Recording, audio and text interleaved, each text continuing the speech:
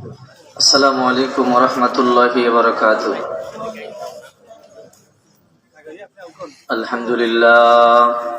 আলহামদুলিল্লাহ নাহমাদুহু ওয়া নাস্তাঈনুহু ওয়া নাস্তাগফিরুহু ওয়া নু'মিনু বিহি ওয়া নাতাওয়াক্কালু আলাইহি ওয়া নাউযু বিল্লাহি মিন শুরুরি আনফুসিনা ওয়া মিন সাইয়্যাতি আ'মালিনা। মান ইয়াহদিহিল্লাহু ফালা মুদিল্লা লাহু ওয়া মান ইউদ্লিলহু ফালা হাদিয়া লাহু। ونشهد أن لا إله إلا الله وحده لا شريك له ونشهد أن سيدنا ومولانا محمدا عبده ورسوله. أما بعد فأعوذ بالله من الشيطان الرجيم. بسم الله الرحمن الرحيم. وقضى ربك ألا تعبدوا إلا إياه وبالوالدين إحسانا. إما يبلغن عندك الكبر أحدهما أو كلاهما فلا تقل لهما أف ولا تنهرهما وقل لهما قولا كريما. وقال رسول الله صلى الله عليه وسلم: رضا الرب في رضا الوالد وسخط الرب في سخط الوالد، أو كما قال النبي عليه الصلاة والسلام. صدق الله مولانا العظيم وصدق رسوله النبي الكريم، ونحن على ذلك لمن الشاهدين والشاكرين والذاكرين، والحمد لله رب العالمين. সকলে দুরূদ ইব্রাহিম পড়ি। আল্লাহুম্মা সাল্লি আলা মুহাম্মাদিন ওয়া আলা আলি মুহাম্মাদ কামা সাল্লাইতা আলা ইব্রাহিম ওয়া আলা আলি ইব্রাহিম ইন্নাকা হামিদুম মাজিদ। আল্লাহুম্মা বারিক আলা মুহাম্মাদিন ওয়া আলা আলি মুহাম্মাদ কামা বারাকতা আলা ইব্রাহিম ওয়া আলা আলি ইব্রাহিম ইন্নাকা হামিদুম মাজিদ। আলহামদুলিল্লাহ। কোরআনের মজলিসে বসতে পেরে খুশি না বেজার? যেই মজলিসে বসলে গুনাহ মাফ হয়, ওই মজলিসে বসতে পেরে আমরা সবাই খুশি না? বিশ্বনবী মুহাম্মদুর রাসূলুল্লাহ সাল্লাল্লাহু আলাইহি ওয়াসাল্লাম বলেন, যখন কোনো তলিবুল ইলম মাদ্রাসায় ইলম শিক্ষার জন্য ভর্তি হয়, মাদ্রাসায় কি শিখতে ভর্তি হয়? ইলম শিখতে। বিশ্বনবী বলেন, ফাওয়াল্লাযী নাফসু মুহাম্মাদিন বিয়াদি ফাওয়াল্লাযী নাফসু মুহাম্মাদিন বিয়াদি। নবীজি তিনবার কসম খাইয়া বললেন, ওই সত্তার কসম যে আল্লাহর হাতে আমার জান, যে আল্লাহর হাতে আমার প্রাণ, ওই আল্লাহর কসম, মা মিন মুতাআল্লিমিন ইখতালিফু ইলা বাবিন আলিমিন। যখন কোন ছাত্র মাত্র মাদ্রাসায় কোরআন শিখবার জন্য ভর্তি হয়, মাঝে মাঝে আসা যাওয়া করে, এখনো পরিপূর্ণ ছাত্র হয় নাই, এত দাম হয়ে যায় কোরআনের বদৌলতে ইল্লা কাতাবাল্লাহু লাহু বিকুল্লি কাদামিন ইবাদাতা সানা। ওই মাদ্রাসার ছাত্রের প্রত্যেকটা কদমের বদৌলতে 1 বছর নফল নামাজ, 1 বছর রোজা রাখবার সমান সওয়াব দিয়ে দেয়। আর কোরআনের দাম কি কম না বেশি? নবীজি বলেন এখানেই শেষ নয়, এরপরে নবীজি বলেন ওয়াবানা লাহু বিকুল্লি কাদামিন মাদিনাতান ফিল জান্নাহ। তার প্রত্যেকটা কদমের বদৌলতে জান্নাতে এক একটা করে সিটি বানানো হয়। একটা বিল্ডিং নয়, সিটি। একটা সিটির মধ্যে অনেকগুলো বিল্ডিং থাকতে পারে, ঠিক কিনা বলেন? তো এই একটা দামি মজলিস, কোরআনের মজলিস, ঠিক কিনা বলেন? আপনারা কোরআন শিখতে এসেছেন না? যারা কোরআন শিখে কোরআনের বদৌলতে এদের দাম আল্লাহ পাক রব্বুল আলামিন অনেক বৃদ্ধি করে দেয়। সুবহানাল্লাহ বলেন। ইমাম ফখরুদ্দিন রাজি রহমাতুল্লাহ আলাইহি, নাম শুনছেন আপনারা? তাফসীরে কাবিল লিখেছেন। উনি আরেকটা কিতাব লিখেছেন, উসুদুল বুজদুবি। উসুদুল বুজদুবির মধ্যে উনি লিখেছেন, এক মা আল্লাহর কাছে কান্না করে, আল্লাহ আপনি আমাকে একটা সন্তান দেন, যে সন্তানকে আমি হাফেজ বানাবো, কারণ আমি হাফেজা হইতে পারি নাই। আমি শুনেছি নবীজির হাদিস, যদি কোনো সন্তান হাফেজ হয়, ওই মা বাবার মাথার মধ্যে কিয়ামতের দিন আল্লাহ নূরের মুকুট পরাবে। সুবহানাল্লাহ বলেন। তো আল্লাহ, আমি তো হাফেজা হইতে পারলাম না, আমাকে একটা হাফেজের মা বানায় দেন। সুবহানাল্লাহ। ইমাম ফখরুদ্দিন রাজি রহমাতুল্লাহ আলাইহি উসুদুল বুজদুবির মধ্যে লিখেছেন। সুবহানাল্লাহ বলেন।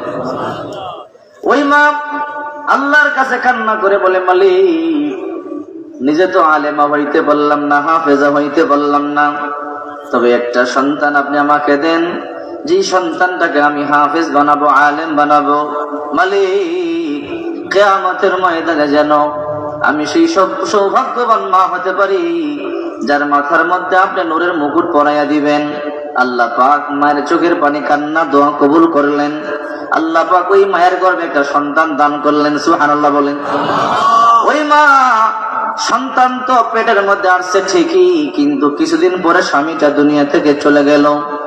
বড় কষ্ট করে সন্তানটার জন্ম দিয়া অন্যের বাড়িতে কাজ করে সন্তানটাকে লালন পালন করায়। মা বড় কষ্ট করে সন্তানটারে আস্তে আস্তে বড় করতেছেন। জন্মের আগেই তো বাবা চলে গেল, বড় কষ্ট করে সন্তানটারে আস্তে আস্তে বড় করলো। সন্তানটা যখন কথা বলতে শিখেছে, সন্তানটা যখন হাঁটা শিখেছে, মা বলে, সন্তান আমি একটা নিয়ত করেছি। মা তুমি কি নিয়ত করেছো? তোমাকে মাদ্রাসার মধ্যে পড়াবো। বলে, মা গো, কোনো টেনশন নাই, কোনো চিন্তা নাই, আপনি আমাকে মাদ্রাসায় ভর্তি করান, আমি আপনার বাধ্যগত সন্তান, আমি মাদ্রাসায় পড়বো। এই কথা বলবার পরে মা সন্তানটাকে মাদ্রাসার মধ্যে ভর্তি করাইয়া দিলেন। ইমাম ফখরুদ্দিন রাজি রহমাতুল্লাহি আলাইহি লিখেন, সন্তানকে যখন মাদ্রাসার মধ্যে ভর্তি করায়, সন্তান মাদ্রাসায় যায়, আবার মাদ্রাসা থেকে আস্তে আস্তে বাড়ির দিকে আসে। কিছুদিন পর সন্তানটা যখন একটু বুঝি, মা সন্তানটাকে মাদ্রাসার মধ্যে রেখে দিলেন আবাসিক। সন্তানটা আস্তে আস্তে পড়তে পড়তে কয়েকদিনের মধ্যেই সন্তানটা হাফেজ হয়ে গেল। সুবহানাল্লাহ বলেন। হাফেজ হয়ে যাওয়ার পর ছোট্ট সন্তান বাড়িতে এসে বলে, মা আমি তো হাফেজ হয়েছি। মা খুশিতে আনন্দে দোয়া করে আল্লাহর কাছে, কিন্তু মায়ের হাসির আড়ালে দেখা যায় চোখ বেয়ে বেয়ে পানিগুলো পড়তেছি। সন্তান বলে, মা আমি যে হাফেজ হইলাম, আপনাকে খুশি হন নাই? বলে, হ্যাঁ খুশি তো হয়েছি। তাহলে আপনি কেন কাঁদেন? আপনার চোখ বেয়ে বেয়ে পানি কেন পড়ে? বলে, সন্তান তুমি তো জানো না, আমার একটা রোগ আছে, আমার ক্যান্সার, আমার কলিজার মধ্যে ব্যথা। সন্তান, জানি না কখন আমি দুনিয়া থেকে চলে যাই। হে সন্তান, মনে হয় আমি বেশি দিন বাঁচবো না। আমার মনের মধ্যে আশা ছিল তোমাকে মাদ্রাসায় হাফেজ বানাবো, আলেম বানাবো। তুমি তো হাফেজ হইছো, কিন্তু আমি জানি না হায়াত পাই কিনা, তোমাকে আলেম বানাতে পারি কিনা। কিন্তু যদি আমি মারা যাই, হে সন্তান, এই টাকাগুলো তোমার কাছে রেখে দাও। অন্যের বাড়িতে কাজ করে করে এই টাকাগুলো আমি তোমার জন্য জমাইয়া রাখলাম। যদি আমি মারা যাই, এই টাকাগুলো খরচ করে মাদ্রাসায় পড়বা, আলেম হবা। আলেম হইতে লম্বা সময়, যদি আলেম হইতে না পারো, তাহলে কিন্তু হারাম কোনো কাজ করবা না, সৎ ব্যবসা করবা। আমারে তুমি ওয়াদা দাও। বলে, মা আমি আপনাকে ওয়াদা দিলাম, আমি আলেম হওয়ার চেষ্টা করব, না হতে পারলে সৎ ব্যবসা করবো, হারাম কোনো কাজ করবা না। সন্তানকে এবার মা বলে, সন্তান 2 নম্বর ওয়াদা দাও। বলে, মা কি? বলে, আমি ইন্তেকালের পরে প্রতিদিন এক পারা কোরআন পড়ে পড়ে আমার জন্য দোয়া করবা। সন্তান বলে, মা ওয়াদা দিলাম, তুমি যদি মারা যাও ইন্তেকালের পরে আমি তোমার জন্য এক পারা কোরআন পড়ে পড়ে দোয়া করব। ইমাম ফখরুদ্দিন রাজি রহমাতুল্লাহি আলাইহি লেখেন, মা এই কথা বলবার পরে মা দুনিয়া থেকে চলে যান, মা ইন্তেকাল করেন। সন্তানটা ছোট্ট শিশু, বাবা নাই, মা ওনে এখন কি করবে? মাদ্রাসায় কিছুদিন পরে বারবার লেখাপড়া করতে পারলো না। হাফেজ হওয়ার পরে বাজারে ছোট্ট একটা দোকান দিয়েছি, মায়ের কথা মতো প্রতিদিন এক পারা কোরআন পড়ে পড়ে মায়ের জন্য দোয়া করে। আল্লাহু আকবার বলেন। ওই জমানার আল্লাহর ওলি মতর বিন সুখাইর রাহমাতুল্লাহি আলাইহি স্বপ্ন যোগে জান্নাতের বাজারে চলে যায়। জান্নাতের বাজারে গিয়ে দেখে বিশাল বড় জান্নাতের মধ্যে একটা বাজার জমেছে। ওই বাজারের মধ্যে হাজার হাজার লক্ষ লক্ষ কোটি কোটি মানুষ খালি ব্যাগ নিয়ে বাজারে যায়। বাজারে সবাই গিয়া ওই ব্যাগের মধ্যে কি যেন টোকাইয়া টোকাইয়া ভরে। কিছুক্ষণ পর দেখা যায় কেউ বাজার ফুল করে ব্যাগ নিয়ে হাসি খুশি মন নিয়ে ফিরে যায়, আবার কাউকে কাউকে দেখা যায় ব্যাগ খালি নিয়ে কান্না ভরা চক্ষু বুকু ভরা বেদনা নিয়ে ফিরে যায়। আল্লাহর ওলি মতর বিন সুখাইর রাহমাতুল্লাহি আলাইহি আরেকটু সামনে গেলেন। আরেকটু সামনে গিয়ে দেখে বিশাল বড় সিংহাসন দেখা যায়। এই সিংহাসনের মধ্যে সুন্দরী যুবতী দেখা যায়, যার মাথার মধ্যে সুন্দর একটা মুকুট দেখা যায়, নূরের মুকুট। কানের মধ্যে বিশাল বড় বড় দুল, গলার মধ্যে বড় বড় হার। কতগুলো দাসী আর বাদীর চতুর্পার্শ্বে খেদমত করে। আল্লাহর ওলি মাতর বিন সুখাইর রাহমাতুল্লাহি আলাইহি বলে, মাগু ওই যে একটা বাজার, এই বাজারে লক্ষ লক্ষ মানুষ আসতে, যেখানে ব্যাগ নিয়ে কারায়রা। ওই আল্লাহর বান্দি বলে, আল্লাহর ওলি এটা দুনিয়ার জিন্দেগি নয়, এটা আলমে বরজখী জিন্দেগি, এটা পরকালের জিন্দেগি। প্রতি জুমার দিন জান্নাতের মধ্যে একটা বাজার জমে। ওগো আল্লাহর ওলি যখন কোন সন্তান দুনিয়াতে কোরআন তেলাওয়াত করে, আব্বা আম্মার জন্য দোয়া করে, দান সদকা করে, সব বকশাইয়া দেয়, এই বাজারে আব্বা আম্মার নামে ব্যাংকের মধ্যে জমা হয়। এই যে মানুষগুলো দেখলেন খালি ব্যাগ নিয়ে আসে, সবাই আশা করে নিয়ে আসছে হয়তো আমার সন্তান দুনিয়াতে কোরআন পড়ে আমার জন্য দোয়া করেছে, আমার সন্তান হয়তো আমার জন্য দান সদকা করে দোয়া করেছে। এই আশা নিয়ে ব্যাগ নিয়ে আসে, দেখা যায় যারা ব্যাগ ফুল করে করে ফিরে যায়, এদের সন্তান দুনিয়াতে এদের জন্য দোয়া করেছে ঠিকই কোরআন পড়ে পড়ে, কিন্তু যারা খালি ব্যাগ নিয়ে ফিরে যায়, এরাও আশা করে আসছিল মনের মধ্যে বড় আশা নিয়ে, কিন্তু দুনিয়াতে এদের সন্তান কোরআন পড়ে নাই, মাদ্রাসায় যায় নাই, এদের সন্তান নামাজ পড়ে নাই, দোয়া করে নাই। এই জন্য এই মা বাবা গুলো কান্না করে করে ফিরে যায়। আল্লাহর ওলি তখন জিজ্ঞাসা করলো, মা গো বুঝলাম, কিন্তু তোমার মাথার মধ্যে স্বর্ণের মুকুট কে দিল, তোমার কানের মধ্যে বড় বড় দুল, তোমার গলার মধ্যে বড় হার, দামি পোশাক পরিহিতা তুমি, চতুর্পাশে সুন্দরী যুবতীরা তোমার খেদমত করে, হে মা কোন সেই নেক আমল করবার কারণে আল্লাহ তোমার এত ইজ্জত সম্মান দিয়েছে? ওই মা তখন বলে, আল্লাহর ওলি আমি দুনিয়াতে বড় গরিব একটা অসহায় মা ছিলাম, অন্যের বাড়িতে কাজ করে করে আমার সন্তানটার আমি মাদ্রাসার মধ্যে পড়াইছিলাম। সন্তানকে বলেছি, সন্তান তুই প্রতিদিন আমার জন্য এক পারা কোরআন পড়ে পড়ে দোয়া করবি। ওগো আল্লাহর ওলি, আমার সন্তান হাফেজে কোরআন হয়েছে, এক পারা কোরআন পড়ে পড়ে দোয়া করি, এই জন্য আল্লাহ পাক আমাকে জান্নাতের মধ্যে রানী বানাইয়া রাখছে। আল্লাহু আকবার বলে। মাতার বিন সুকাইব রাহমাতুল্লাহি আলাইহি বলে, মা তোমার সন্তানের নাম কি? বলে আব্দুল্লাহ। কোন সে বাজার? কোন বাজারে তোমার সন্তান দোকানদারি করে? বলে অমুক বাজারে আমার সন্তান দোকানদারি করে। আল্লাহর ওলির ঘুম ভেঙে গেল, স্বপ্ন থেকে ঠিকানা নিয়া আল্লাহর ওলি ওই বাজারে গেলেন, গিয়ে দেখে বাজারের কর্নারে একটা দোকান, দোকান সারার বন্ধ, ভিতর থেকে কোরআন তেলাওয়াতের আওয়াজ শোনা যায়। আল্লাহর ওলি বলে, ইফতাহ বাবি আব্দুল্লাহ, হে আব্দুল্লাহ সারার খোলো, দরজা খোলো। দরজা খোলবার পরে সালাম দিলেন, আর বললেন, আপনি আমার নাম কি করে জানলেন? জীবনে তো আমি আপনাকে দেখি নাই, আমাকে আপনি দেখেন নাই। বলে, শুধু তোমার নামই জানি না, তুমি কি তোমার মায়ের জন্য প্রতিদিন এক পারা কোরআন পড়ে পড়ে দোয়া করো? বলে, হ্যাঁ আমি দোয়া করি, কিন্তু আপনি কি করে জানেন? এটা গোপন কথা, আমি আর আমার মা ছাড়া তো কেউ জানে না। বলে, আব্দুল্লাহ রে আমি জানি, তুই আর তোর মা ছাড়া কেউ জানো না। স্বপ্ন যুগে জান্নাতের বাজারে গেলাম, গিয়ে আমি তোমার মায়ের সাথে সাক্ষাৎ করলাম। আব্দুল্লাহ কোরআন তেলাওয়াত চালিয়ে যাও, তোমার কোরআন তেলাওয়াতের বদৌলতে আল্লাহ পাক জান্নাতে তোমার মাকে রানী বানাইয়া রাখছে। আল্লাহু আকবার বলে। এই জন্য বিশ্বনবী বলেন, ফাওয়াল্লাযী নাফসু মুহাম্মাদুন বিয়াদি, ওই সত্তার কসম যার হাতে আমি মুহাম্মদ রাসূলুল্লাহ সাল্লাল্লাহু আলাইহি ওয়াসাল্লামের প্রাণ, মা মিন মুতাআল্লিমিন ইখতালিফু ইলা বাবিন আলিমিন ইল্লা কাতাবাল্লাহু লাহু বিকুল্লি খাদামিন ইবাদাতাস সানা। যখন কোন মাদ্রাসার মধ্যে কোন ছাত্র ভর্তি হয় কোরআন শিখবার জন্য, তার প্রত্যেকটা কদমের বদৌলতে 1 বছর নফল নামাজ পড়বার, নফল রোজা রাখবার সমান সওয়াব দিয়ে দেয়। এরপর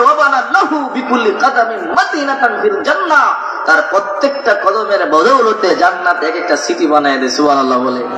কোরআনের দাম আছে না নাই? এখন বলতে পারেন, হুজুর এটা তো ছাত্রদের জন্য না, আপনার বয়স 70, আপনিও যদি কোরআন শিক্ষার চেষ্টা করেন সমান সওয়াব, ঠিক কিনা বলেন? এই হাদিসের অন্তর্ভুক্ত আপনিও। তো এই যে আপনি কোরআন শিখতে এখানে আসছেন, কোরআনের মজলিসে বসছেন, খুশি না বেজার? কারণ এই মজলিসে বসলে গুনাহ মাফ হয়ে যায়। এই মজলিসে আল্লাহ সবাইকে বসার তৌফিক দেয় না, ঠিক কিনা বলেন? দেখেন না, পৃথিবীর শ্রেষ্ঠ মহামানব নবীজি, পৃথিবীর সবচেয়ে সুন্দর, পৃথিবীর সবচেয়ে সুমিষ্ট ভাষী নবীজি, ওই নবীজি মক্কার জাগতিক শিক্ষিত, সবচেয়ে শিক্ষায় শিক্ষিত যিনি বেশি ছিলেন, আবু জাহেল, ঠিক কিনা বলেন? নাম ছিল আবুল হেকাম। দাওয়াত দিয়েছে নবীজি 13 বছর। এই কোরআনের মজলিসে ঢুকে যান, ঢুকে নাই, আল্লাহ তাকে হেদায়েত দেন নাই, জাহান্নামের কীট হয়েছে, ঠিক কিনা বলেন? হেদায়েত দিয়েছে কাকে? যার বাড়ি মক্কায় নয়, মদিনায় নয়, আফ্রিকার জঙ্গল দেশে কালো বিলাল, ঠিক কিনা বলেন? আল্লাহ তাআলা জান্নাতের মেহমান বানায়া দিয়েছে। হেদায়েতের মালিক কে? অনেকে বাহিরে ঘুরবে, ভিতরে ঢুকতে পারবে না, ওর নসিবে নাই, ওরে আল্লাহ ঢুকতে তৌফিক দিবে না, এই ঠিক কিনা বলেন? দেখবেন বাহিরে রাস্তাঘাটে ঘুরবে, দোকানে সময় নষ্ট করবে, কিন্তু এই মজলিসে বসলে গুনাহ মাফ হয়ে যায়। এই মজলিসে বসলে আযাব গজব থেকে আল্লাহ হেফাজত করে। এই মজলিসে বসলে অন্তর থেকে কলক অর্থাৎ দুশ্চিন্তা দূর করে অন্তরে শান্তি ঢেলে দেয়। অথচ এই মজলিসে বসবে না, বাইরে ঘোরাফেরা করবে, এরকম গোরাকবল আছে না নাই? আল্লাহ তৌফিক দিয়েছেন আমাদের আমাদেরকে আলহামদুলিল্লাহ বলি। সূরা ইয়াসিনে আছে আল ইয়াওমা নাখতিমু আলা আফওয়াহিহিম ওয়া তুকাল্লিমুনা আইদিহিম ওয়া তাশহাদু আরজুলুহুম বিমা কানু ইয়াকসিবুন। কিয়ামতের দিন আল্লাহ পাক প্রত্যেকের জবান বন্ধ করে দিবে, হাত পা নাক কান চোখ অঙ্গ প্রত্যঙ্গ সাক্ষী দিবে পক্ষে অথবা বিপক্ষে। কোরআন শুনতে যারা এসেছেন আল্লাহ নবীর মহাব্বতে আল্লাহর কসম করে বলে যে চোখ দিয়ে তাকিয়ে আছেন ওই চোখ কিয়ামতের দিন আপনার পক্ষে সাক্ষী দিবে। যে কান দিয়ে শ্রবণ করতেছেন এই কান সাক্ষী দিবে। যে জমিন দিয়ে হেঁটে হেঁটে এসেছেন এই জমিন সাক্ষী দিবে। যে পা দিয়ে হেঁটে এসেছেন এই পা সাক্ষী দিবে, এই সময় সাক্ষী দিবে। আপনি কষ্ট করে এসেছেন এই কষ্টটা কিয়ামতের দিন আপনার পক্ষে দাঁড়িয়ে যাবে। আল্লাহু আকবার বলেন। আল্লাহ চাইলে এই মজলিসকে আল্লাহ উসিলা বানাইয়া আমাদের জিন্দেগীর গুনাহগুলোকে মাফ করে আমাদেরকে জান্নাতি বানাতে পারে, ঠিক কিনা বলেন? আল্লাহ আমাদের জিন্দেগীর গুনাহগুলো মাফ করে দেন, সকলে পড়ি আমিন। আমি যে আয়াত পড়েছি অত্যন্ত গুরুত্বপূর্ণ কথা আল্লাহ পাক এই আয়াতে বলেছেন। এই আয়াতে আল্লাহ দুইটা আদেশ করেছেন। সূরাতুল বনি ইসরাঈল 15 পারা 3 নম্বর পৃষ্ঠা 6 নম্বর লাইনে 30 নম্বর আয়াত। দুইটা আদেশ করেছেন। এই দুইটা আদেশ কেউ মানলে মুফাসসিরিনে কেরামগণ ব্যাখ্যা করেন বিনা হিসেবে জান্নাতে চলে যাবে।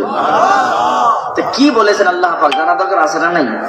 আমি সংক্ষেপে আলোচনা করব, যেহেতু সবাই উলামায়ে কেরাম আসতেছেন।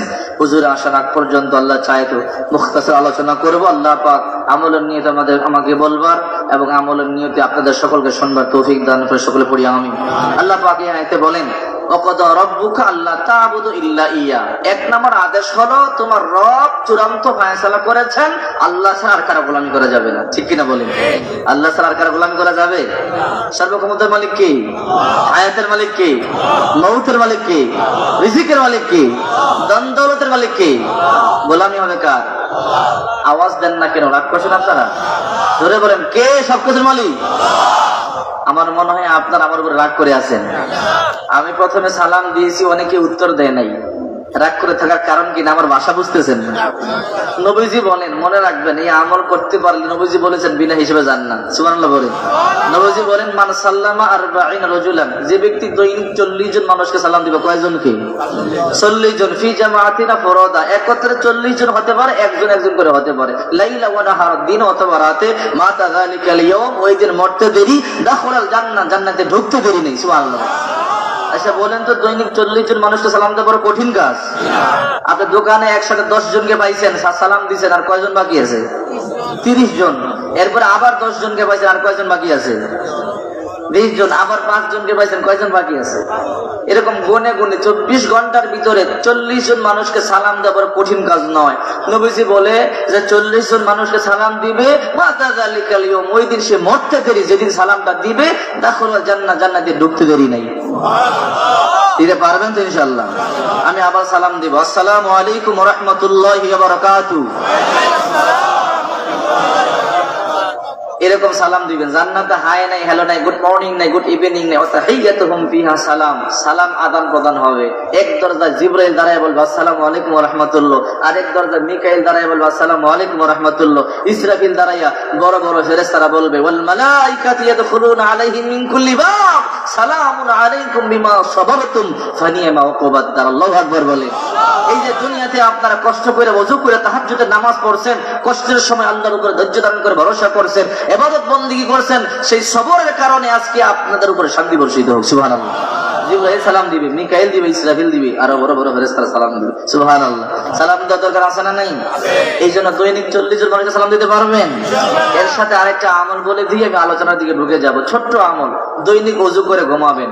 বিশেষ করে যুবক আর যুবতী তোমাদেরকে বলছি, বর্তমান সমাজে প্রত্যেক যুবক যুবতী ঘুমানোর পূর্বে একটু ফ্রেশ হয়, অর্থাৎ মুখ এবং হাতটা ধোয়, ঠিক কিনা বলেন? তো একটু পাটা ধুইয়া আপনি মাথা মাসা করলেন, ওযু হয়ে গেল। ওযু করে ঘুমাইলে কি লাভ আপনি শুনলে অবাক হয়ে যাবেন। বিশ্বনবী বলেন, সহিহ বুখারীর 235 নম্বর হাদিস, রাসূল পাক সাল্লাল্লাহু আলাইহি ওয়াসাল্লাম বলেন তাহিরু হাযিল আজসা তাহহারাকুমুল্লাহ। নবীজি বলেন ইদা আতাইতা মাদজাকা ফাতাওয়াদ্দা উযুকা লিস-সালাত সুম্মা তাজি আলা শিক্কিল আইমান। যখন তোমরা ঘুমোতে যাও সালাতের মতো ওযু করো এবং ডান কাত হয়ে শুয়ে পড়ো। এরপর নবীজি অন্য হাদিসে বলেন, তাহিরু হাযিহিল আদসা তাহহারুকুমুল্লাহ, তোমরা তোমাদের দেহকে পরিষ্কার করো, আল্লাহ তোমাদেরকে পবিত্র করে দিবে। সুবহানাল্লাহ বলেন। নবীজি বলেন, ফাইন্নাহু লাইসা মিন আবদিক ইয়াবিতু তাহিরা ইল্লা বাতা মাহু ফি শারিহি মালাকুন, যখন কোন বান্দা বান্দী ওযু করে ঘুমায় দুইটা লাভ, এর মধ্যে একটা লাভ হলো যখন কোন বান্দা বান্দী ওযু করে ঘুমায় তার সাথে একটা ফেরেশতাকে আল্লাহ ফিট করে দেয়। ওই ফেরেশতা ফজর পর্যন্ত তাকে নিরাপত্তা দান করে। এরপরে যখন আমরা ঘুমের অজান্তে একবার একাত হই আবার ওকাত হই, এপাশ থেকে ওপাশ হই, তখন ফেরেশতা বলে, ইল্লা ক্বাল আল্লাহুম্মা গফিরলি আবদিকা ফাইন্নাহু বাতা তাহিরা, আয় আল্লাহ আপনার বান্দা বান্দী ওযু করে ঘুমাইছে, জিন্দেগির গুনাহগুলোকে maaf করে দেন, আল্লাহ গুনাহগুলো maaf করে দেয়। এক নাম্বার লাভ। দুই নাম্বার লাভটা শুনেন। নবীজি বলেন, যখন তোমরা ওযু করে ঘুমাইবা, মা মিন মুসলিমিন ইয়াবিতু আলা তুহুরিন সুম্মা ইয়াতাআরু মিনাল লাইল, যখন ওযু করে ঘুমাও রাতে অজান্তেই যখন ঘুম ভেঙে যায়, প্রস্রাবের জন্য ভাঙে, টয়লেটের জন্য ভাঙে, কম্বলের জন্য কাতারা নেওয়ার জন্য ভাঙে, এসিটা ফ্যানটা অফ করবার জন্য অন করবার জন্য ভাঙে, দরজা কেউ নক করলো ডাক দিল এই জন্য ভাঙে। নবীজি বলে, যে কারণে তোমার ঘুম ভেঙে যায়, ঘুম ভাঙলেই ওইটা প্রথম কাজ, ফায়াত কুরুল্লাহ, একটু আল্লাহর জিকির করবে। কি করবেন? রাত্রে যখন ওযু করে ঘুমাইবেন, ঘুম ভাঙলেই জিকির, নতুন করে আর ওযু লাগবে না। সুবহানাল্লাহ সুবহানাল্লাহ, আলহামদুলিল্লাহ আলহামদুলিল্লাহ, যে কোনো জিকির আপনার ভালো লাগে, আধা মিনিট, 1 মিনিট, 2 মিনিট, 3 মিনিট জিকির করবেন। জিকির করবার পরে নবীজি বলে, ওয়াসআলুল্লাহা খায়রাম মিনাদ দুনিয়া ওয়াল আখিরা, দুনিয়া এবং আখিরাতের কল্যাণ করে যে কোনো জিনিস আল্লাহর কাছে চাইবা, চাইতে দেরি আল্লাহ দিতে দেরি করবে না। আমলটা করতে পারবেন? এক নাম্বার আমল দিলাম, 40 জন মানুষকে সালাম দিবেন। কয়জনকে? 40 জন মানুষকে। 2 নাম্বার আমল হলো ওযু করে ঘুমাবেন। ওযু করে ঘুমাইলে 1 নাম্বার ফায়দা হলো ফেরেশতা আল্লাহ ফিট করে দেয়, ওই ফেরেশতা ফজর পর্যন্ত আপনাকে নিরাপত্তা দান করে। ঠিক কিনা বলেন? 2 নাম্বার হলো ওই ফেরেশতা আবার আপনার জন্য দোয়া করে আল্লাহ তাকে মাফ করে দেন। 2 নাম্বার হলো ওযু করে ঘুমাইলে যখনই ঘুম ভাঙবে, 1টা 2টা 3টা 4টা, যখন ঘুম ভাঙে, ঘুম ভাঙলে কি করবেন? জিকির। নতুন করে ওযু লাগবে না। আপনি খাটের উপরে আছেন, ঘুম ভাঙছে, ওইটাই একটু জিকির করেন। প্রস্রাব করতে যাওয়ার আগে একটু জিকির করেন, একটু জিকির করে হাত তুলে দোয়া করবেন। পারবেন না ইনশাআল্লাহ? দুনিয়া আখিরাতের যা খুশি চাইয়া নেবেন, চাইতে দেরি নবীজি বলেছে আল্লাহ দিতে দেরি করবে না। আজকে আমল করি না, এই জন্য আমাদের হতাশার শেষ নাই। ঠিক কিনা বলেন? যাই হোক, আমি লম্বা আলোচনা করব না। এরপরে আমি যে আয়াত পড়ি, যে আয়াতের দিকে চলেন। আল্লাহ পাক বলছেন, ওয়াকাদা রাব্বুকা আল্লা তা'বুদু ইল্লা ইয়্যা, তোমার রব চূড়ান্ত ফায়সালা করেছে আল্লাহ ছাড়া আর কারো গোলামি করা যাবে না। ঠিক কিনা বলেন? আল্লাহ ছাড়া আর কারো গোলামি করা যাবে? বাবার মাজারে গিয়ে সেজদা দেওয়া যাবে? একমাত্র হক কার? আল্লাহ। ঠিক কিনা বলেন? নবীজি কয়েকজন সাহাবীকে কালিমার দাওয়াত দেওয়ার জন্য ইয়েমেনে পাঠালেন। সাহাবায়ে কেরাম ইয়েমেনে গেলেন। রিজিকের মালিক যে আল্লাহ, আমি বুঝাচ্ছি। আল্লাহ পাক বলেন, ওয়ামা মিন দাব্বাতিন ফিল আরদি ইল্লা আলাল্লাহি রিজকুহা। আল্লাহ পাক বলেন, এই পৃথিবীর জানদার প্রাণীকে আমি আসমান থেকে রিজিক দেই। ইয়ালামু মুস্তাকাররাহা, এর ব্যাখ্যা এসেছে, যখন আমরা মায়ের ডিম্বাণু ছিলাম, বাবার শুক্রকীট ছিলাম, তখন আল্লাহ রিজিক দিয়েছেন। ও মুস্তাওদাহা, এর ব্যাখ্যা এসেছে, যখন আমরা মরে যাব, মাটির সাথে মিশে যাব, তখন আল্লাহ পাক আমাদেরকে রিজিক দিয়ে থাকে। সুবহানাল্লাহ বলেন। আল্লাহর নবী, বিশ্ব নবী মুহাম্মদুর রাসূলুল্লাহ সাল্লাল্লাহু আলাইহি ওয়াসাল্লাম কয়েকজন সাহাবীকে ইয়েমেনে পাঠালেন কালিমার দাওয়াত দেওয়ার জন্য। সাহাবায়ে কেরাম ইয়েমেনে গেলেন, কালিমার দাওয়াত দিলেন। অল্প কয়েকদিনের মধ্যে 200-300 মানুষ মুসলমান হয়ে গেল। সুবহানাল্লাহ বলেন। 200-300 মানুষ যখন মুসলমান হয়ে গেল, ইহুদি খ্রিস্টানদের মাথা খারাপ হয়ে গেল। মুসলমানদের সংখ্যা দিন দিন বৃদ্ধি পাচ্ছে। এইরকম যদি মুসলমানদের সংখ্যা দিন দিন বৃদ্ধি পেতে থাকে, সেদিন বেশি দূরে নয় যেদিন মুসলমানেরা কর্তৃত্ব করবে আর আমরা মুসলমানদের গোলামি করতে হবে। এই জন্য কাফের মুশরিকদের মাথা খারাপ হয়ে গেল, মুসলমানদের উপর অত্যাচার শুরু করে দিল। মুসলিম মেয়েদের বোরকাগুলো টেনে টেনে খুলে ফেলে, মুসলিম পুরুষদেরকে কষ্ট দেয়। এই অবস্থায় মুসলমানরা একটা হতাশার মধ্যে পড়ে গেল। কি করবে? মদিনায় চিঠি লিখলো আল্লাহর নবীর কাছে, ওগো আল্লাহর নবী, আমরা কালিমার দাওয়াত দিলাম, 200-300 মানুষ তো মুসলমান হলো ঠিকই, কিন্তু কাফের মুশরিকদের মাথা খারাপ হয়ে গেল, অত্যাচার শুরু করে দিল। এই অবস্থায় কি করব? আল্লাহর নবী উত্তরে লিখলেন, তোমরা মদিনায় চলে আসো। ইয়েমেনের 200-300 মানুষ মদিনায় চলে গেলেন। আল্লাহর নবী এদেরকে সবরের উপদেশ দিলেন, আর 10 কিলোমিটার দূরে একটা জায়গা দেখাইয়া দিলেন, ওইখানে তোমরা বসবাস করতে থাকো, টেনশন করবা না, তোমরা হতাশা হবা না। তোমাদেরকে ইমাম দিব, মুয়াজ্জিন দিব, তোমাদেরকে দ্বীন শিখাবে, ইসলাম শিখাবে। আর যদি তোমাদের কোনো সমস্যা হয়, তাহলে তোমরা আমি বিশ্বনবী মুহাম্মদুর রাসূলুল্লাহর কাছে আসবা। ইয়ামেনের 200-300 নতুন মুসলমান 10 কিলোমিটার দূরে একটা জায়গার মধ্যে বসবাস শুরু করে দিলেন। ভালো করে বুঝবেন, ইয়ামেন থেকে টাকা আসে, ওই টাকা দিয়ে বাজার করে করে খায়, কিন্তু কয়েকদিন পরেই টাকা আসা বন্ধ হয়ে গেল। এইবার বাজার করবে কি দিয়া? সকালবেলার নাস্তার কোনো খবর নাই, দুপুরের খাবারের কোনো খবর নাই, রাত্রের খাবারের কোনো খবর নাই। একদিন সবাই অনাহার, দ্বিতীয় দিন অনাহার, তৃতীয় দিন সবাই কান্নায় ভেঙে পড়লো। বাচ্চাগুলো কান্না করতে করতে জমিনের মধ্যে ঘোরাঘুরি শুরু করে দিল। বৃদ্ধ মানুষগুলো জমিনের মধ্যে বসে পড়লো। এই অবস্থা চলতে থাকলে সেদিন বেশি দূরে নয়, যেদিন আমরা সবাই মারা যাব। এই অবস্থায় আমরা কি করব? সবাই পরামর্শের মধ্যে বসলেন। এদের মধ্য থেকে একজন বলল, তোমাদেরকে সে কথা মনে নাই, আল্লাহ রাসূল বিশ্বনবী মুহাম্মদ রাসূলুল্লাহ সাল্লাল্লাহু আলাইহি ওয়াসাল্লাম তো বলেছেন, যদি তোমাদের কোনো সমস্যা হয় তোমরা আমার কাছে আসবা। যাও যাও, আল্লাহর নবীজির কাছে গিয়ে আমাদের দুঃখের কথাটা বলো। এদের মধ্য থেকে একজন সাহাবী নাম তার আব্দুল্লাহ, তাকে বললেন, নবীজির কাছে মদিনায় যাও, আমাদের দুঃখের কথা গিয়ে বলো। আব্দুল্লাহ যুবক সাহাবী, 10 কিলোমিটার লম্বা পথ, সারা রাত চলতে চলতে গেলেন মদিনায়। গিয়ে দেখে মসজিদে নববীতে সকাল হয়ে গেছে, বিশ্বনবী কোরআন তেলাওয়াত করতেছেন। সুবহানাল্লাহ বলেন।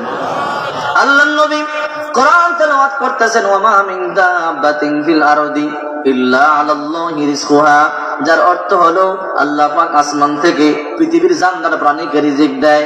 আব্দুল্লাহ তো আরবিয়ান মানুষ, আরবি ভাষা বুঝে। পিছনে দাঁড়াইয়া আব্দুল্লাহ কোরআন তেলাওয়াত শুনতেছে আর নিজে নিজে তরজমা করতেছে। হায় হায়, আল্লাহর নবী নিজে পড়তেছেন কোরআন থেকে, রিজিকের মালিক হইল আল্লাহ, তাহলে আমি নবীজির কাছে কেন চাই? আল্লাহর কাছেই চাই। আব্দুল্লাহ দেখাও করলেন না, কথাও বললেন না, পিছন দিক দিয়ে চলে গেলেন।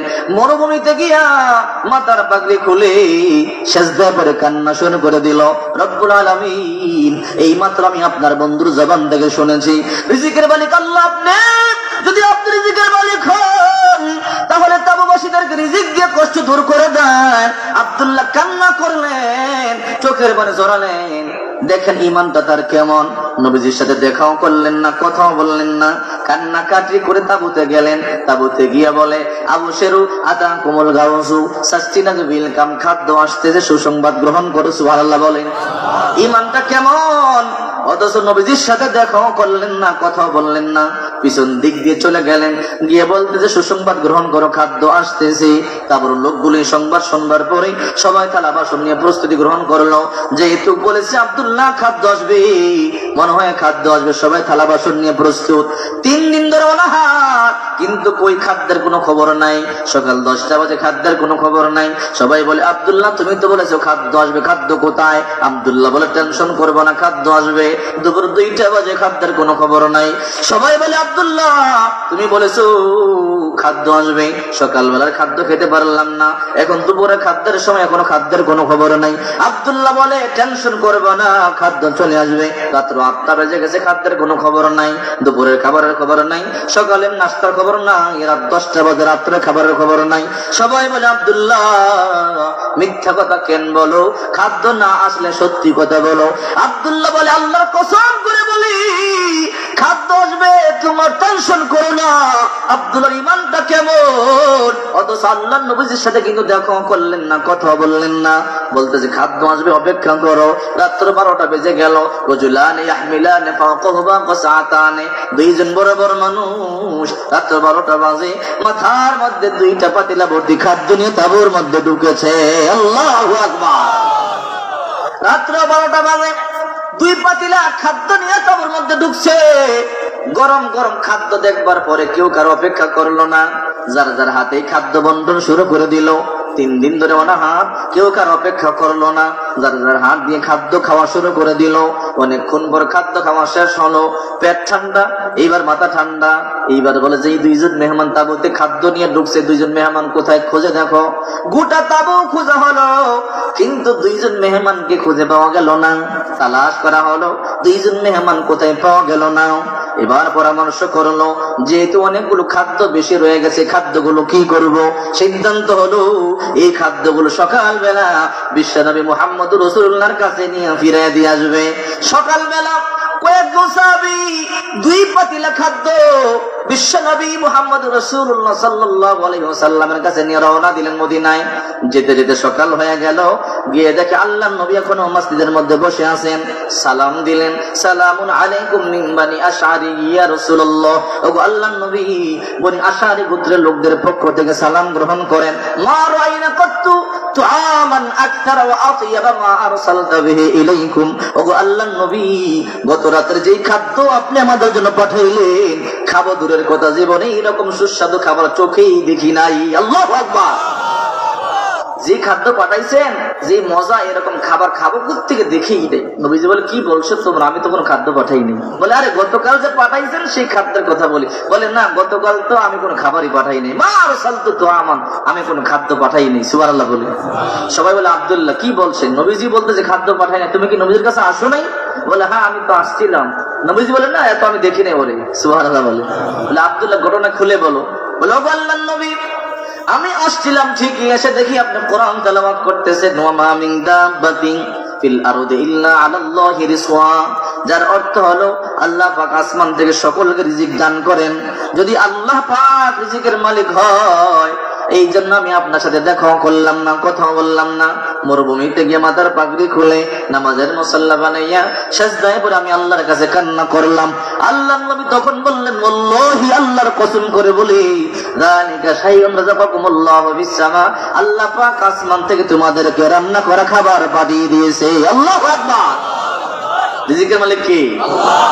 এই আয়াতের শুরুতে আল্লাহ পাক এই জন্য বললেন, সব কিছুর মালিক যেহেতু আমি, গোলামি হবে আমার, আর কারো গোলামি হবে না। ঠিক কিনা বলেন?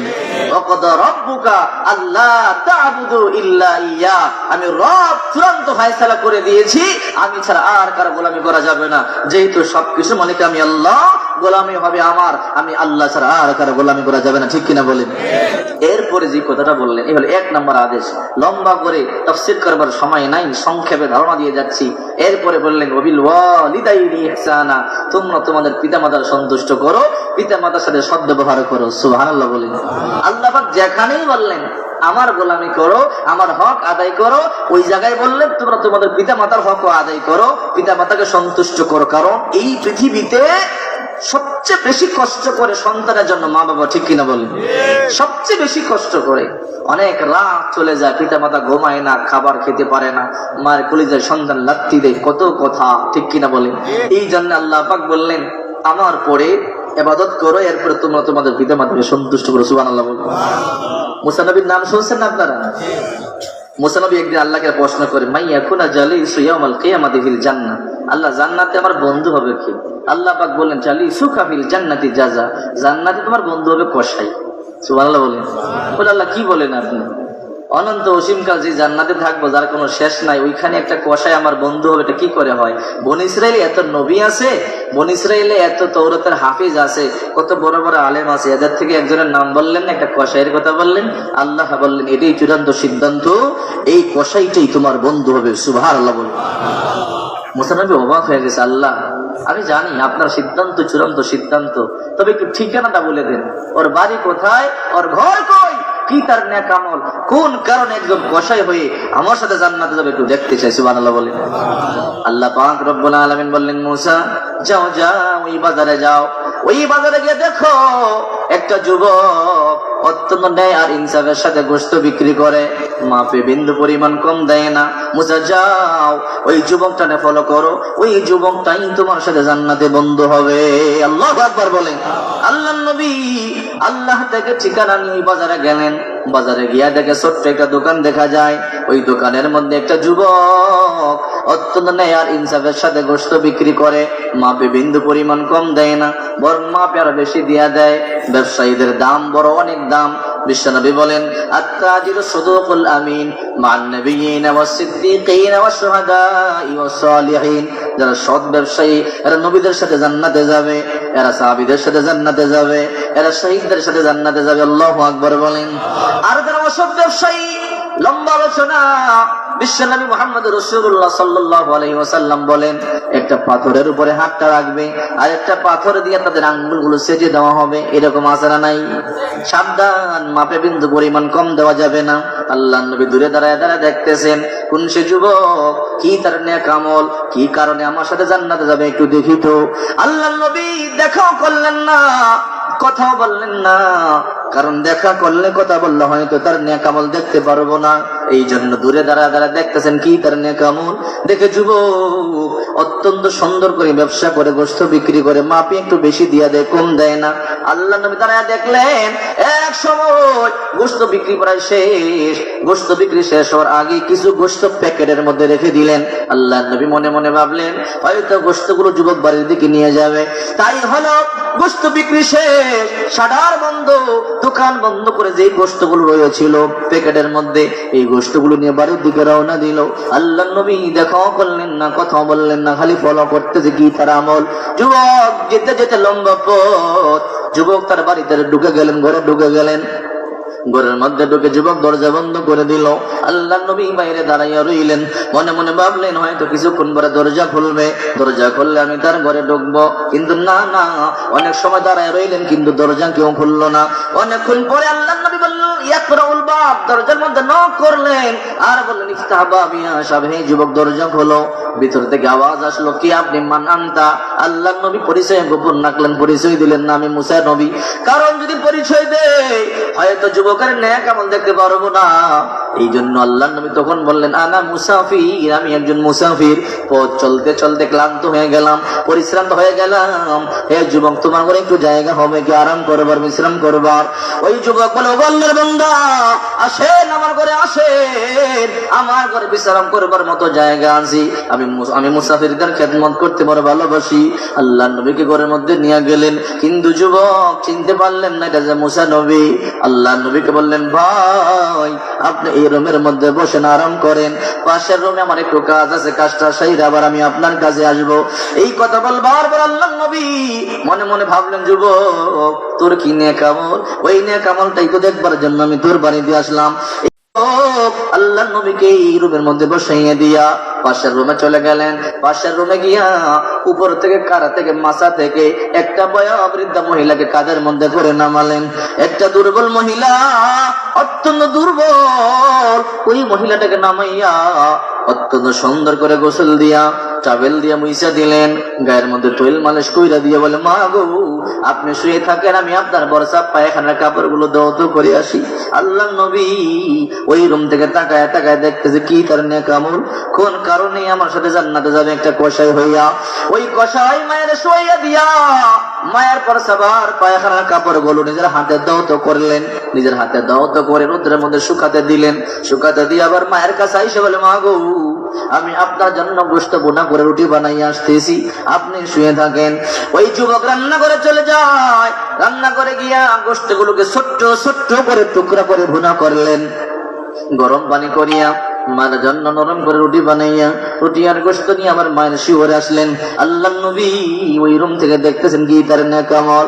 আল্লাহ নবী দেখতেছে যুবক দুর্বল মাটাকে বসা থেকে এরকম উঠাইয়া কোলের মধ্যে বসাইয়া, ছোট্টকালে মা যেমন সন্তানকে আদর করে কোলের মধ্যে বসাইয়া মা সন্তানকে খাদ্য মুখের মধ্যে তুলে দেয়, ওই যুবক দুর্বল মাটাকে ঠিক ওই রকম মাকে শোয়ানো থেকে উঠাইয়া, দুর্বল মা অসহায় মা রুটি আর গোশত খায়। কিছুক্ষণ পর মা বলে সন্তান আমি আর রুটি গোশত খেতে পারবো না, আমার শোয়াইয়া দাও। সন্তান বলে মা গো আর একটু রুটি আর গোশত আপনি খান, বলেন আমি খেতে পারবো না।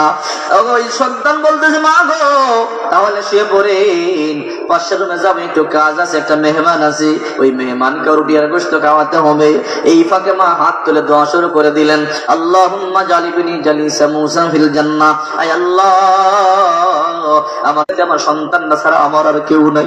ওগো মালিক আমার সন্তান আমার বড় খেদমত করে, আমার সন্তান আমার কাপড় পায়খানার কাপড় গুলো দৌত করে দেয়, আমার সন্তান আমাকে রান্না বান্না করে খাওয়ায়। আল্লাহ এই সন্তান না থাকলে আমার বড় কষ্ট হইতো। রব্বুল আলামিন আমি শুনেছি মায়ের দোয়া তুমি বড় পছন্দ করো। আমি এক দুর্বল মা, আমি অসহায় মা, আমি তোমার কাছে আমার সন্তানটাকে আমানত দিয়ে দিলাম, আমার সন্তানটাকে এই জামানার সবচেয়ে বড় নবী মুসার সাথে তুমি জান্নাত দিও। মা দোয়া করতেছে, আল্লাহুম্মা জালিবনি জালিসা মুসা ফিল জান্নাহ। কিন্তু আল্লাহর নবী আওয়াজ শুনতে পাইতেছেন না, দেখতেছেন মা দোয়া করে। ওই যুবক মাকে শোয়াইয়া দিয়ে রুটি আর গোশত নিয়ে মুসা নবীর রুমে আসলেন। আইসা ওই যুবক মুসা নবীকে তো চিনতে পারে নাই, বলে আল্লাহর বান্দা রুটি আর গোশত খান, রুটি আর গোশত খাইয়া আপনিও শুয়ে পড়েন, সকালবেলা আপনি যাবেন আপনার কাজে, আমি যাব আমার কাজে। আল্লাহ নবী তখন বললেন, যুবক কয়েকটা কথা আছে, আগে তুমি শোনো।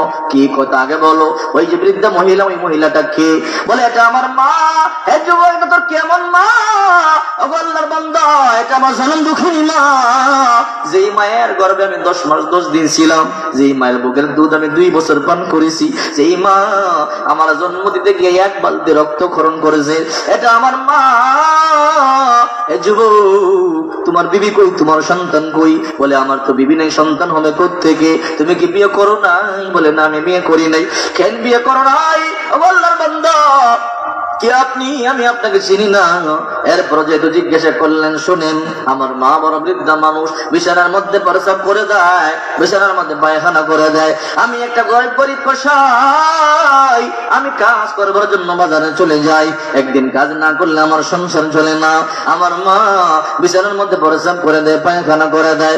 আমার মনে মনে চিন্তা, যদি আমি বিয়ে করে পরের মেয়ে ঘরে আনি, একদিন হয়তো আমার মায়ের প্রস্রাব পায়খানা কাপড়গুলো দৌত করবে, আরেকদিন দৌত করবে না, দ্বিতীয় দিন দৌত করলে তৃতীয় দিন দৌত করবে না। মনে মনে ভাববে, আমি কি প্রস্রাব পায়খানা পরিষ্কার করবার জন্য এই ঘরে আসছি নাকি? আমার মায়ের সাথে ঝগড়া বেঁধে যাবে। এক ফাঁকে আমার মাকে বলবে, বুড়ি সাবধান, ছেলেকে বলবি না, বললে কিন্তু গলা টিপে হত্যা করে ফেলবো।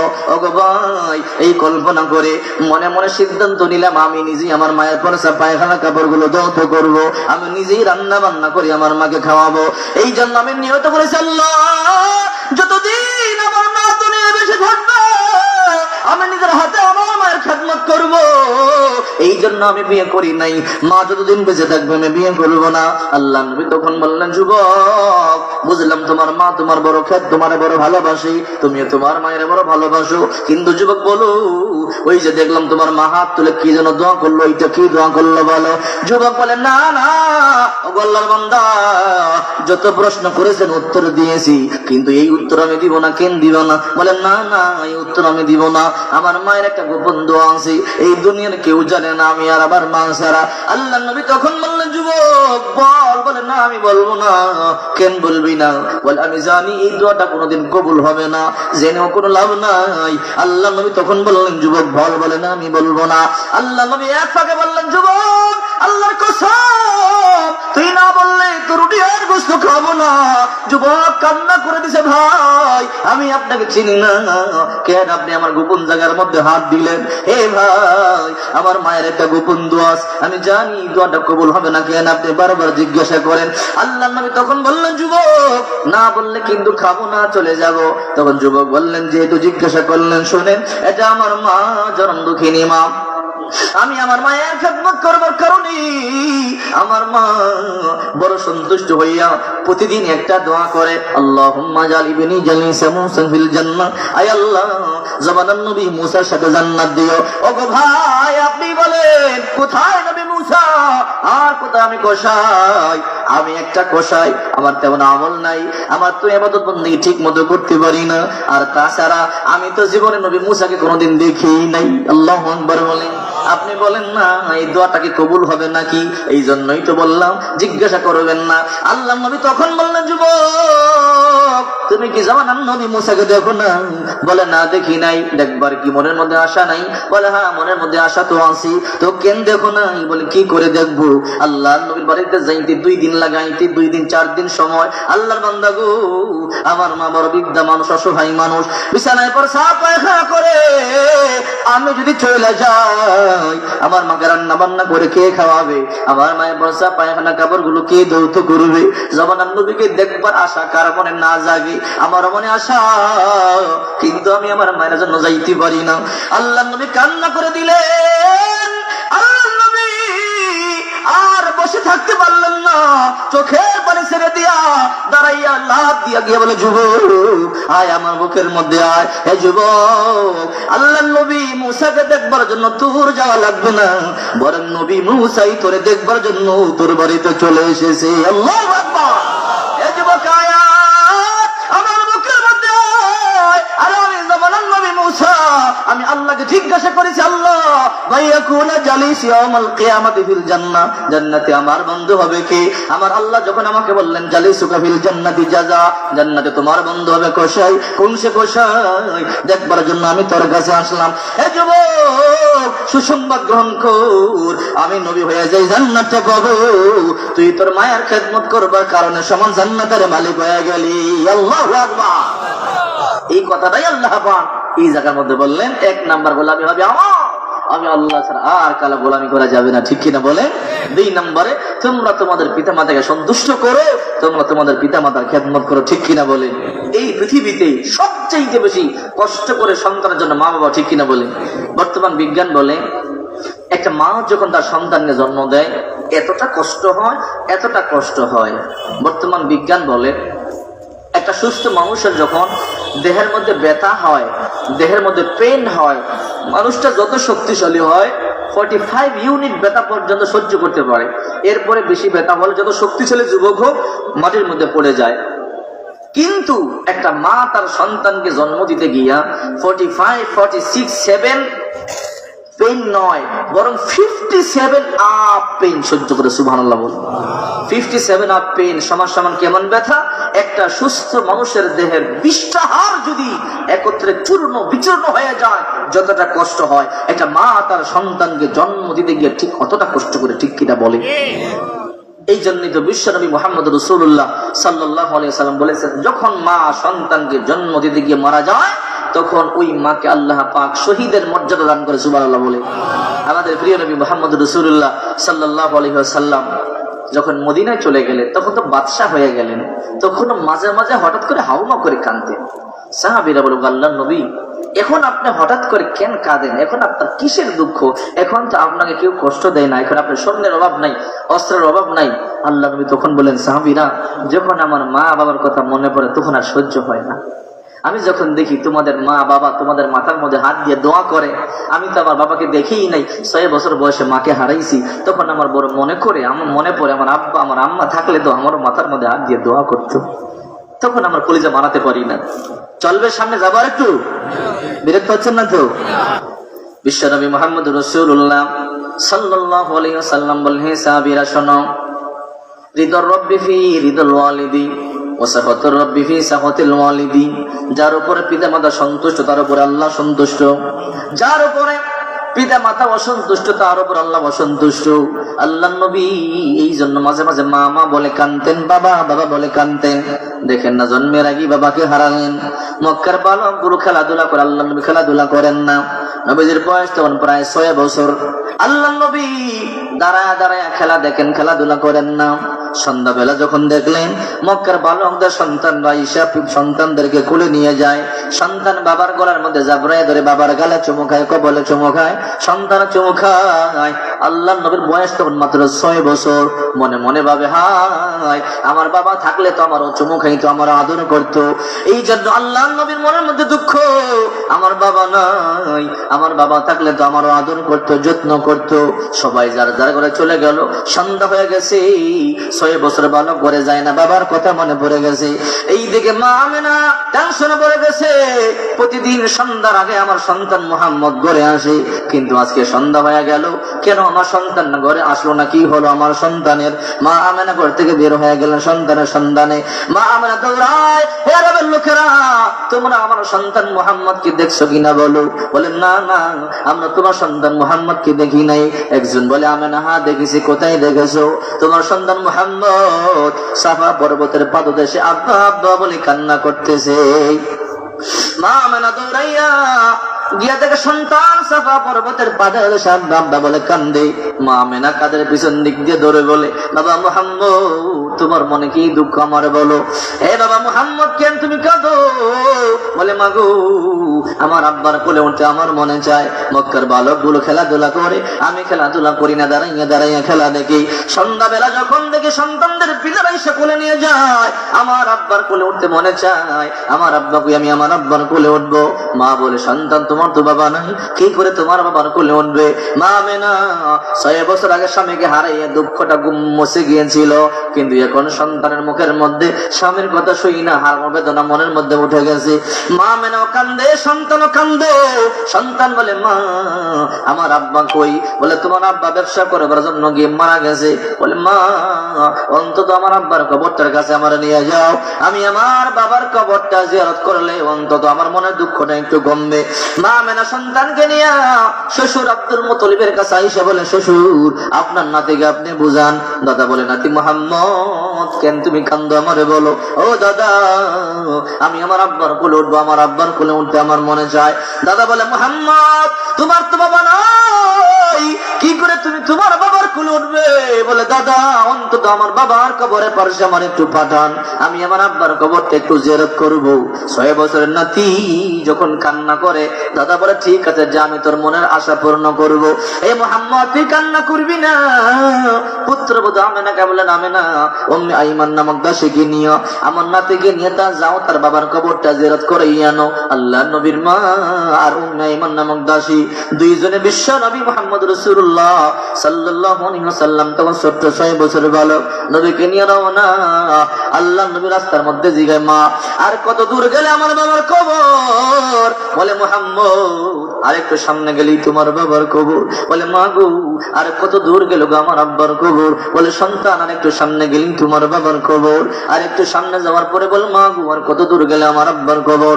হে বাবা মুহাম্মদ আর একটু সামনে গেলেই তোমার বাবার কবর। আর একটু সামনে যাওয়ার পরে বলে, মা আর কত দূর গেলে আমার আব্বার কবর? যেন নবীজি সত্য সত্য আব্বার কোলে উঠবে এরকম করতেছে। এক করে যায় মা বলে, বাবা মুহাম্মদ ওই যে একটা পুরাতন কবর, এই কবরে তোমার বাবা আব্দুল্লাহ ঘুমায়। এই কথা বলবার পরে আল্লাহ নবী 6 বছরের বালক উটের পৃষ্ঠ দিয়ে পাখির মধ্যে একটা লাফ দিয়ে পড়ে যায়, বাবার কবরের মধ্যে গিয়া মাটির মধ্যে ঘোরাঘুরি খায়। আরে বলে, বাবা আব্দুল্লাহ তাকাইয়া দেখো তোমার সন্তান মুহাম্মদ মক্কা থেকে আসছে। বাবা মনের মধ্যে বড় আশা, আমি তোমার কোলে উঠবো। আমি মক্কার সন্তানদেরকে দেখি বাবার কোলে উঠে বাবাও চমকায়, সন্তানও চমকায়। হে বাবা আব্দুল্লাহ একটু উঠো, দেখো তোমার মুহাম্মদ কত বড় হইছে, জন্মের আগেই চলে গেছো, আমি তোমরা দেখি নাই। হে বাবা তুমি আমার কোলে না নিলে কিন্তু আমি আর মক্কায় যাব না, আমি কিন্তু তোমার সাথে বড় অভিমান করছি। আল্লাহ নবী 6 বছরের বালক বাবার কবরে ঘোরাঘুরি করে কান্দে। মা আমেনা বলে, সন্তান আর কাঁদিস না, মক্কার দিকে রওনা দিব। বলে, মা গো না না, আমার আব্বা আমার কোলে না নিলে আমি আর মক্কায় যাব না, আমার আব্বারে বলো। মা আমেনা বলে, সন্তান মুহাম্মদ তোর বাবা আর উঠবে না, এই দেশে একজন গেলে আর কোনদিন ফিরে আসে না। বলে, মা গো আমার আব্বারে বুঝাও না, আমার আব্বা আমার কোলে না নিলে কিন্তু আমি আর মক্কায় ফিরে যাব না। এই কথা বলে বলে কান্দে। আল্লাহ নবী মা সন্তানকে জোর করিয়া উটের পৃষ্ঠে সাওয়ার করে আমার মক্কার দিকে রওনা দিয়েছে। আল্লাহ নবী বলে, মা গো আমার আব্বার কোলে তো আমি উঠতে পারলাম না, আমাকে ছেড়ে দাও, আমি আব্বার কোলে যাব। মা সন্তানকে জোর করে উটের পৃষ্ঠে সাওয়ার করাইয়া মক্কার দিকে রওনা। প্রতিমধ্যে যখন আবার নামক জায়গার মধ্যে আসলেন, মা আমেনা বলে, আমার কলেজের মধ্যে ব্যথা শুরু হয়ে গেছে। হে উম্মে আইমান তাড়াতাড়ি কাফেলা থামাইয়া দাও। উম্মে আইমান নামক দাসী কাফেলা থামাইয়া বিছানা বিছাইয়া দিয়েছে। মা আমেনার মুখের মধ্যে পানি দিলেন, মাথার মধ্যে পানি ঢাললেন। মা আমেনা বলে, উম্মে আইমান গো আমার কলেজের মধ্যে ব্যথা, মনে হয় আমি আর মক্কা যাইতে পারবো না। হে উম্মে আইমান আমার মুহাম্মদের বাবা নাই, আমি মা যদি চলে যায় আমার সন্তানকে কে আদর করবে, কে যত্ন করবে? আমার সন্তানটা তো দুনিয়ার কেউ রইল না। উম্মে আইমান আমার সন্তান মুহাম্মদকে তুমি কিন্তু তার দাদার কাছে আমাদের হিসেবে ফিরাইয়া দিবা। উম্মে আইমান বলে, আপনি টেনশন করবেন না, ওয়াদা দিলাম আমি আপনার সন্তান মুহাম্মদকে আমি তার দাদা আব্দুল মুত্তালিবের কাছে ফিরাইয়া দিব। মা কান্না করতেছি। আল্লাহর নবী মায়ের কাছে গিয়া মাকে চাপড়ে ধরে বলে, মা আপনি কেন কাঁদতেছেন মরুভূমির মধ্যে? বলে, বাবা মনে হয় আমি আর বাঁচবো না রে, হে মুহাম্মদ আমি হয়তো মক্কায় তোরে আর নিয়ে যাইতে পারবো না রে। বলে মা এটা কেমন কথা বলেন, আপনি না জানেন আমার বাবা নাই? হে মা জন্মের পরে তো আমি তোমারে দেখছি, আমি তোমার বুকের মধ্যে যাবো না ধরে ঘুমাইছি। হে মা আজকে যদি চইলা যাও আমি কার বুকে ধরে ঘুমাইব, আমি কে আমার গোসল দিবে, কে আমার খাবার খাওয়াইয়ে দিবে? মা এতটা নিষ্ঠুর তুমি হইও না। আল্লাহ নবী 6 বছরে বলো মাকে জাবরায় ধরে ধরে কান্না করতিস, কিন্তু কোন ফাঁকে যেন মা দুনিয়া থেকে চলে গেছে আল্লাহ নবী নিজেও বলতে পারলেন না। কিছুক্ষণ পর তাকায়া দেখে আল্লাহ নবীর মা দুনিয়াতে নাই।